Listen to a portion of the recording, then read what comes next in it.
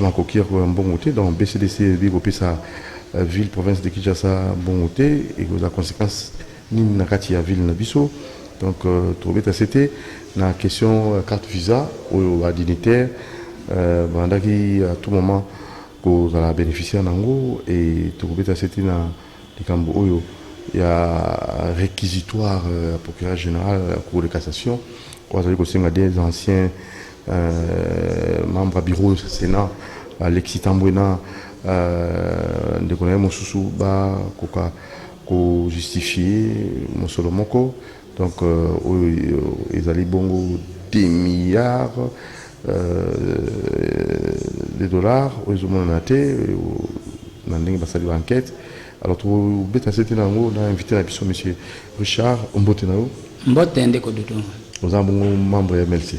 Oui, nous sommes membres de MLC Jeunesse Générale à RDCP.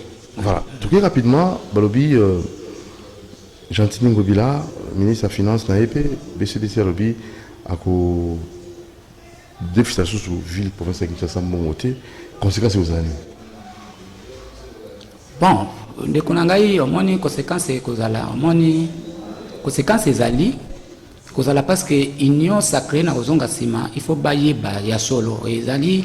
Ba révélation moko oyo ba banque parce que banque ezali institution financière ou ezali kozwa bato ba na crédibilité et tout simplement à jouer que en tout cas pouvoir en place ba na crédibilité te na façon ya gestion na bango eza transparente te et je crois na makoki loko l'institution financière ba yebi baza ba expert na gestion baza bato ba yebi gestion ba koki ko pesa moto yazali na sincérité te puis na transparence te na gestion et ba yebi bien sûr que bato yo baza na bon condé hein pour na ko batela biloko à l'état donc ba oui ko pesa bango te baza na raison puis ça a conseil pas ya union sacrée ba tala makambo ya ba province mais l'entité territoriale c'est pose problème.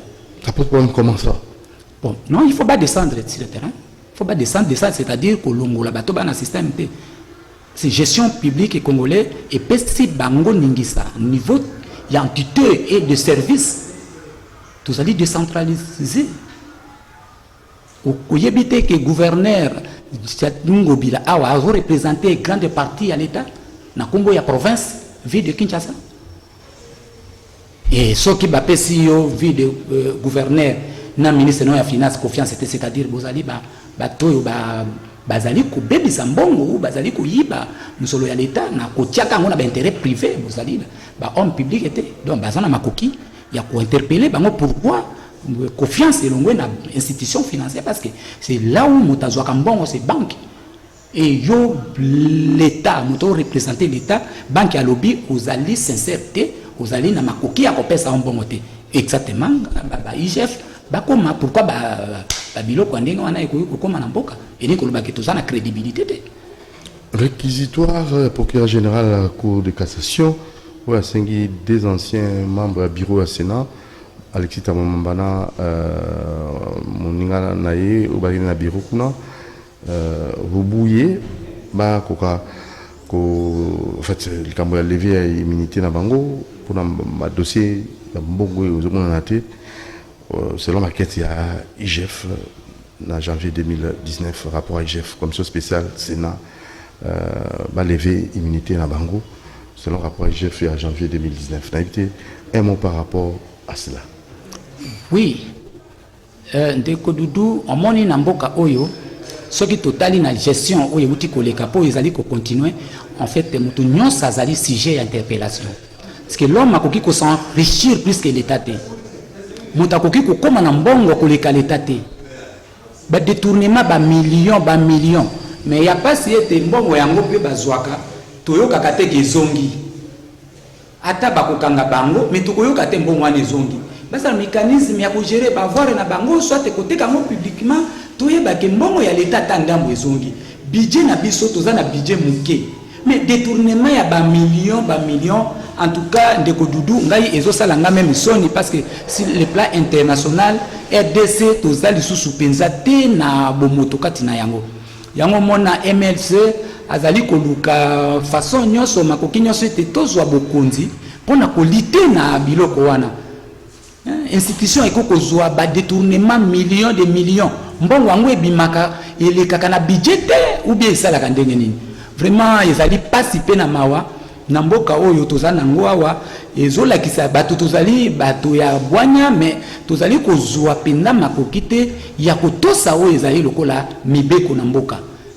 Est-ce que na ba institution yango bazalaki koyangela budget ezalaki te donc bazalaki kozwa mbongo kaka na kombo ya tata mwasi mama kulutu donc ezosenga moto nyonso oyo azali na ba présomption ya ba détournement il faut oui justice azana monopole ya koyoka iko esalemaki to esalemi mais ya pasi ya mawake mbongo yango toyoka kaka banquette mais mbongo yango ezonga kate. Mais déjà pour votre information réserve la carte BCDC est passée de 6 millions à 1,500 milliards.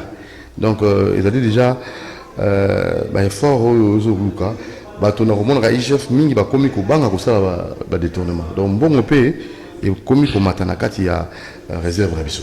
Ça c'est pour votre information. Oui na sepeli na yango mboka oyo ndeko dudu ezana mbongo. Donc réserve d'échange de la BCDC qui passe de 6 millions à 1,500 milliards. Exactement. Et koki koleka moins d'un mois na esi ndeko luzolo apesa awaki détournement mbongo yiba makapri de 15 milliards par an. Donc mbongo wana il faut qu'il na makoki ya kozonga mais pour ezonga il faut union sacrée et que ndeti na bandité territoriale pour na kolongola système wana DGI lelo na zomona bazo marché baza na mbongo te mais DGI est-ce que azo kongola combien na pourcentage ya l'état au FIDA ou est-ce comment lelo nani nini ya douane office national ya douane les assises bazo produire combien de mbongo ezokota na bapochi mbongo ezokota na pochi ya bato alors nazo senga na union sacrée ba bongo la tina ba service public tina ba bourgmestre tina ba entité territoriale même na ba cheveri na biso baza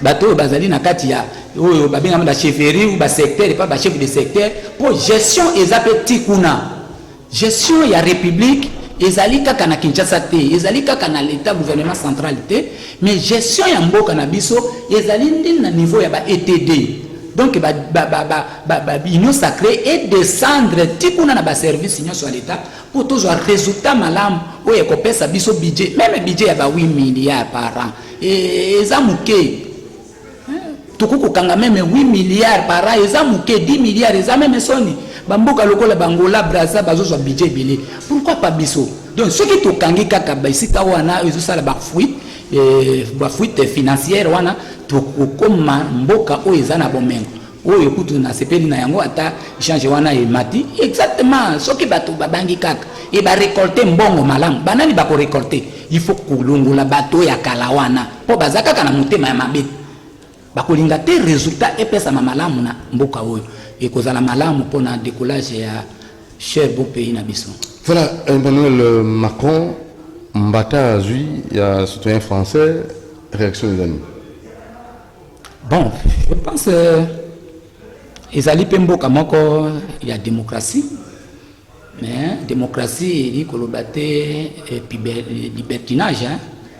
Normalement na sepeli parce que babomi yete soki ezalaki pa na biso awa bakokaki koboma parce que na 24 ans na mona moko yekuta beti mbata te komaki ata mbata te olatiwe mais mboka wana je pense bakosambisa ye kaka bakoboma ete aza pe na droit na ye bakotuna ye pourquoi obetaki mbata akopesa mais je pense que justice française ekosala mosala na yango mais eza mboka ya démocratie eza kotala ke quand même bamboka ya bato bakomi bato président azali te modèle oyo tozomona détournement et puis na kosepela même législation baloyo bameka kotala ko réduire même ba cortège ya présidence parce que bamituka wana eza cher carburant ya pamba c'est beaucoup d'argent beaucoup d'argent ba diminuer yango mboka oyo bakude te kozala kadi susu te po tozana démocratie vouloir ou pas démocratie vanda na mboka oyo te MLC ezalinya awa MLC ekoposer démocratie na mboka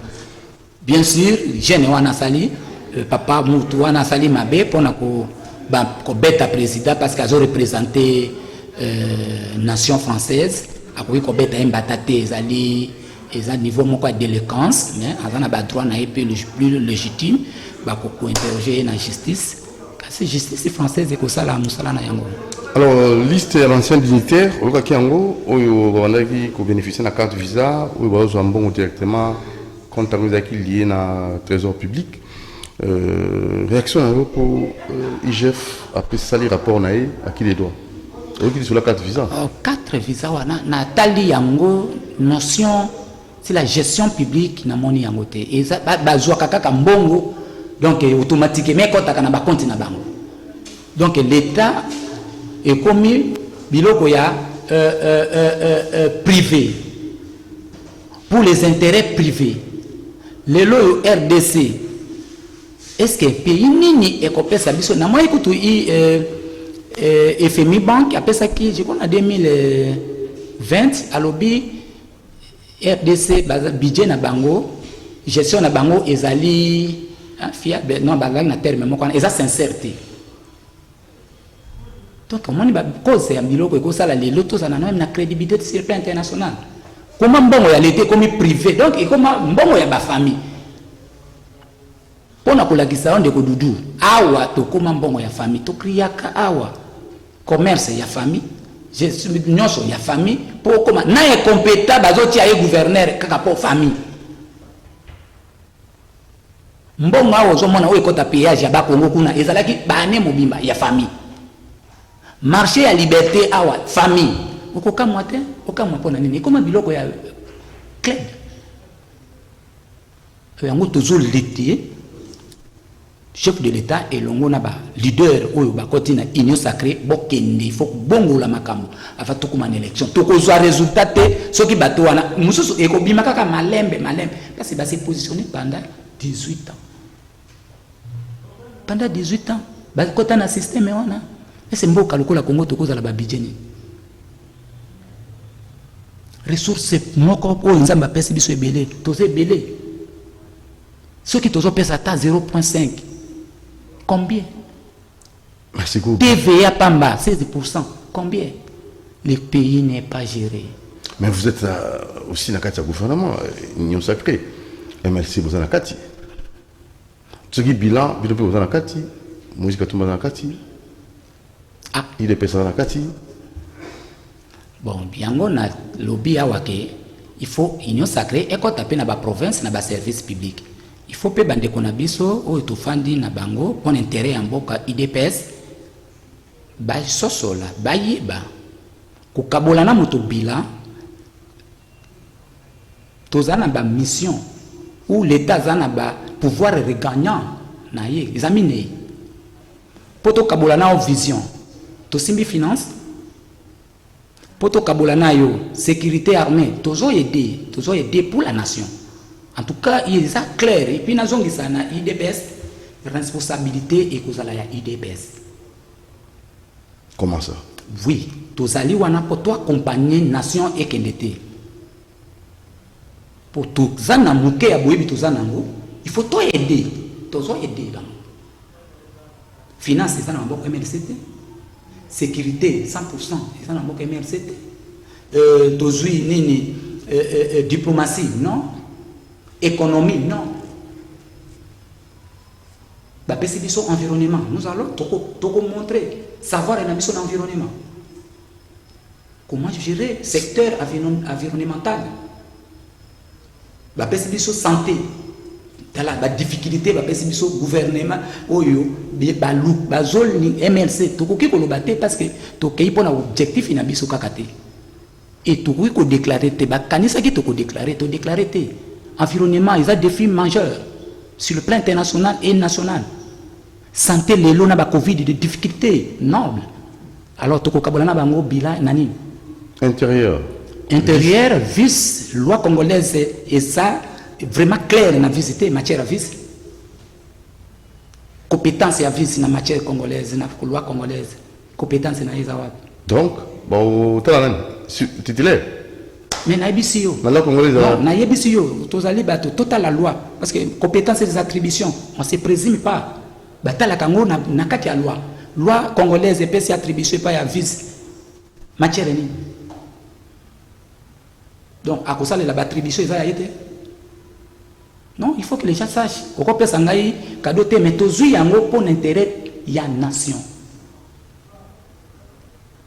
Toko pesa ta mungwa yango moni totindi ba élément mususu otozaki na bango ba yebi yango atindi albino tia mototel akoko pesa biso résultat tia mototel azo aider yete nazo aider mboka tozana bilate na koyebisa yo muto akoyebisa bila comprend pas des choses yango moni parti politique bazo pesa bato ba forme ba homme d'état te poto kabola na obila MLC combien d'administrateurs du territoire au Bazuya na Congo? Combien?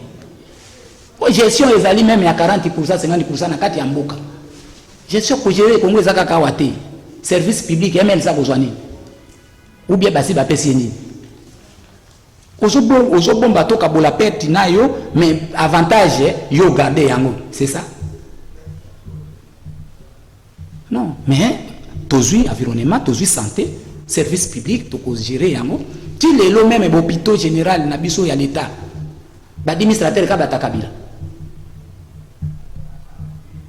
et jusqu'à quand bila wana to kokabola na bango OK na mama yemo wana kende kutuna mtu wana nani oyo ka ngobila asa zo mama yemo etana ndinga zo gérer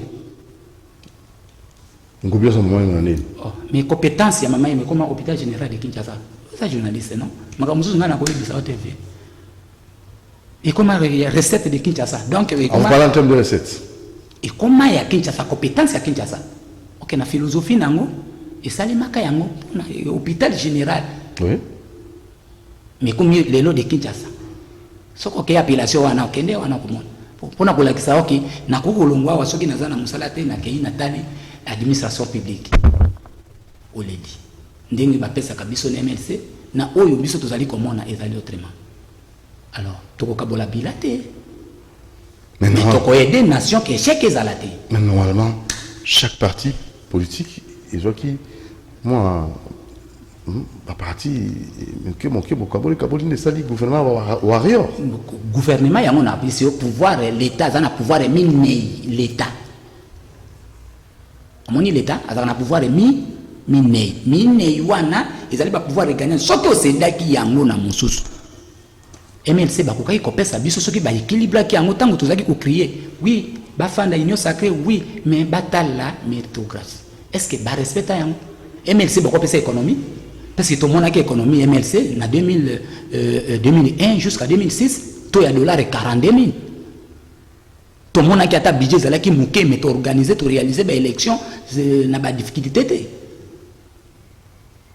pesa monteloko yeko kinaye mais même environnement MLC gestion publique azaka to ko vendre sa environnement et bakota la budget to ko échec ko zala na environnement on a OK ce que ko zala na santé OK mais oye bisa biso na économie ba pesa biso économie te comment yo ko pesa biso non économie biso to simbi yango te sécurité to yango te vice nazana ba compétence ya vice ya ko sala nini ngana na compétence nango na yebi ba attribution ya vice te. Ils ont même réglementé comme il faut te vise à Zaka Kamutumo. À quoi la même pompe? À cause de la vie, c'est la vie, c'est soir, à la Musala chaque jour. Cassidia, Natu non pique. Au monnaie, il y a un gouverneur. Viens la vie au Bangamo. Mou. Mou. Au moins, à moté. Bon, babé, va l'idée. Vice. Ah. T'as la degré. Mais pour nous accepter que MLC a un intérêt yamboka tozali wana tokobongisa kaka na environnement biso tokobatela kaka ba mai na biso bazamba na biso te tokobongisa bakaboda biso na environnement mais koyebisa nga bila yo li akakuda non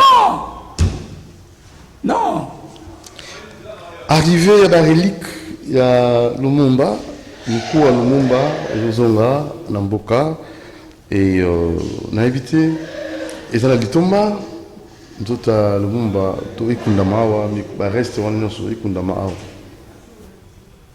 Ah bon, eko apporter ni na mboka na biso. Bon. Ezali malam, ezali pe mabe. Mabe pendate, mais ezali malam. Nzota mo ya Lumumba. Mais batangisa ki ngai na mutu na ngai, wana pona za hypocrite te nga ba yebisa ngai mobutu ba chaka ina site. tant tozotanga bana miki tanga histoire du Congo bon na évité kaka ko symboliser mais écoutez combien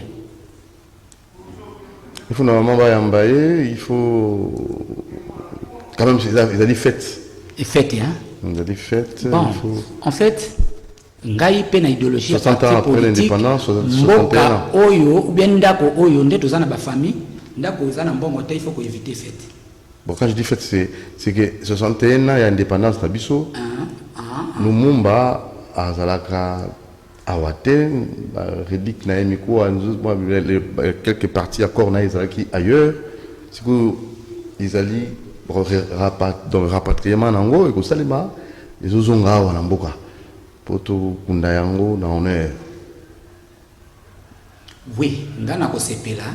Soki ya solo soki ba ko ninga to suka Lumumba to il faut le payer à Mobutu pe yawa baluka bato nyonso ba martyr oui ezali malamu ko luka ba koro wana ya awa mais loko nazo banga fort ke mboka to sana mbongo te Lumumba kozonga lisusu te ko lia honneur Lumumba kozonga lisusu te ko zwa mbongo wana soki muke ezali bakoko pesa famille na ye mwasi na ye soki na ebite so mamango azali kozwa kaka koro wana même ya Mobutu c'est très important Mobutu n'est pas étranger ya mbokoyo que soko tali même histoire à Congo les gens ne parlent plus toujours kaka mabe ya Mobutu beaucoup kozwa ebembe na ye et yawa na makolo indépendance bana ezali lokola kozakisa histoire ndenge ezalaki bana pe ba concrétiser yango na date wana ya le 30 juin mais à craindre des alliés dépenses tous en a ba expert wana bakimi ba construction o mikolo ba construction ezobanga bakeina côté ya ba biloko wana po ba bimisa ka mbongo aleta kisekedi akundamia wana ba millions à quoi sert. Ok, tout quoi fait na biso ka ndenge bembe yaki wana to lali wana ne tozaki na butu wana to même yo ndo ba kimi côté construction pour comme ko créer wana yango na ebisa yo so o tie moyibi na gestion publique il va créer des dépenses voler ya kande na dépenses tikila ka de voler boutique na somba ki boy ye kaye na ye tika vie moi tiere ya moyibi eza munene oyo tokoki kovanda wa mais moyibi ayibaka nde na kayete moyibi dépense tokundaki autant bon akomontre yo te ke cercueil bon akobanda oyiba ata ayebi so cercueil ya 1000 francs yake osomba cercueil ya 3000 te mais ayebi so nasombi cercueil ya $1000 akati tala mboko moyibi corruption wana nyonso wana ezali kaka mbata ekobima wana mpate kobima wana et puis koya wana basa ila biso donc tolingi to kolela ye kaka mukolo kande to yaka wana to défiler to tali corona et to ke to tiki yango et place ko zala muke ba pesa tanga ina sala dépense yimoko bongo elongwa poto tie yao eko coûter combien to yeba yango ba yeba cheli biso ata na martyr wana na Mobutu na bango nyonso ba yaka wana dépense wana ba pesa ta biso moko ba jeune MRC to sala dépense et qu'on soit millions de millions de potes aux mbongo te na ba covid oyo il faut ko boya ka ba fait tala ngai na sepela kana Jean-Pierre mon anniversaire na yeso bon non bosala makambo na bino mon anniversaire na bino bosali dépense bino non bosala la mbongo ça te même ba fête boy boyela ke ba cadeau ya ko mo c'est comme ça il faut ko boya économie il faut zaner molimo économie et quand ta mebi makapamba pamba te mais na Congo okokuta librique osomoni tala ota ba budget ya Congo parce que na budget tozaka kana recette na dépense mais na Congo équilibre budgétaire des alakate au moment na recette 10 000 dépense 15 000 tala degré ote to kene ko defa kongola ko kene ko na mbongo eba ta ba kuna kwa sala dépense to boyi mbongo ele kana dépense ba to créer ko zo bibembe bato wana bande kona ba papa na biso no batikeli biso 1+ na mboka to sala ngo objet ya dépense to boyi Mais la bango est noble. État de siège, bilan, ça va? Oui, état de siège. Positif ou négatif? Non, non, et ça positif. Et ça positif. Topé ça va toujours courage. Positif. Positif. Na web ça qui est positif. Parce que MLC dans la zone ça va dire. Là, il n'a pas ça ôté. To créer ba juridiction, ou que ça la ba contrebande. Bon mon ba guerre ils ont que cheka. Yo bise za ka guerre té. Ba cheke uta kana trahison. Trahison. Yo ba yo OK ko bundela mboka ngana tikali koto message. Amoni alati tricot chemise boy. Alati tricot boy. Yo kolonga kuna eziko ke. Ça bomio. Ah ziko biso to sali contrebande. Total kabino bino bato boko maka message boko malisusu. Kao. Débandante. Miso ba omonate. Ba omonate. Lusimi. Ba omonate. Lusimi. Ba omonate. Ce que meki ka kotinda message, juridiction militaire, opérationnel les awana. Yo trahir. Kalai. Toko bon général pour pas kangai d'appel. Très beaucoup. Merci beaucoup Richard. À la prochaine occasion. Merci Ndeko Doudou. MLC qui madame. Très très bien. Azakana kinyo moni ko yeba ezelenge. Ayebi na imboka. Ndeko Doudou ndingu vanda na musala ifo ko yeba. Avoko manano journaliste awa ifo yeba ndako ezana combien de portes. Pour mutako saote. Soko so yebi ndako ba porte combien oko gérer kitoko. Mais soko yebi te. Mise ko zalaka. Boni mama Lila Bemba. Wana kimia. Mais te mero ana pesa biso esengo. Na ndenge pina flatterie pardon nazara flatter te po eza bien te. Mais Liliane Bemba aza mwasi ya kilo na Congo. Ça la honneur et puis le kumu ya mobali na ye, le kumu ya famille na ye. Ça vous mentir. Respect et c'est kazali. Merci Richard. Comment vous avez écrit là? Richard Bofenda Yongo. Donc na banana Yongo Bofenda Richard. Mais na kumanga Bofenda Richard. Bofenda Richard. Voilà. Cadre à venir Bemba. Oui. À la prochaine occasion. Merci. Merci Nalain Kabongo, Moronjambe Bunonzinga. Abonnez-vous massivement à Domontiré Télévision.